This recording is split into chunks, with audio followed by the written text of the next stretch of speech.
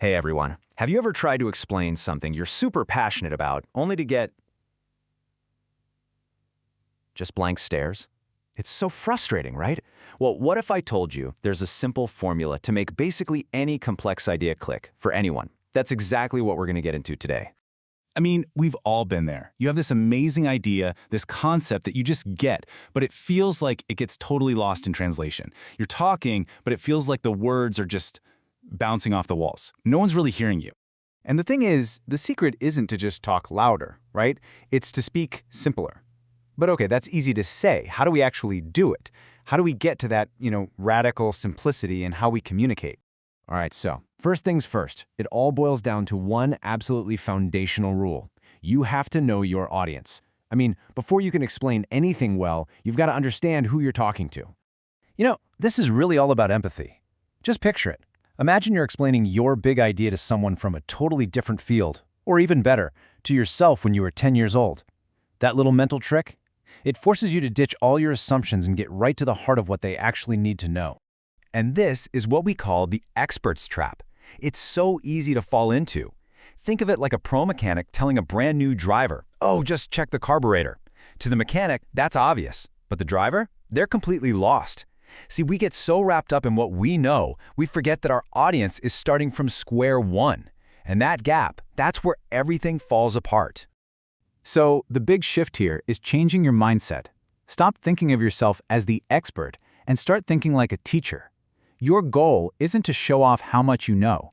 It's to patiently guide someone step by simple step to a new place of understanding. Okay, so you've got your audience in mind. Great. But now, how do you actually speak their language? Let's get into the practical tools, the nuts and bolts of crafting a message that really, truly lands. A really powerful tool for this is something called global English. And look, don't think of this as dumbing it down. That's not it at all. Think of it as sharpening your point until it's crystal clear. It's like creating a universal translator for your ideas, using words so simple and grammar so clear that everybody gets it, no matter their background. And it really just comes down to these three simple rules. 1. Speak slowly and clearly. 2. Use simple vocabulary. And 3. If you absolutely have to use a technical term, you explain it right then and there. That's pretty much it. Okay, let's look at this in action. Take a look at the before text. It's this wall of corporate jargon, right? It sounds like it was copied straight out of a business textbook. Now, look at the after. It's like being a helpful teacher, not a loud seller. Boom! It uses a simple analogy, and suddenly the idea is clear, it's memorable. That is the kind of transformation we're talking about.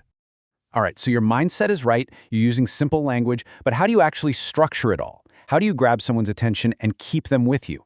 Well, it's all about the narrative. There's a model for this that works like a charm. Hook, then teach. You start with a hook, something that piques their curiosity. It could be a question, a wild statistic, anything that makes them lean in. Once you've got their attention, then you've earned the right to give them the details. It's a simple two-step that keeps people engaged.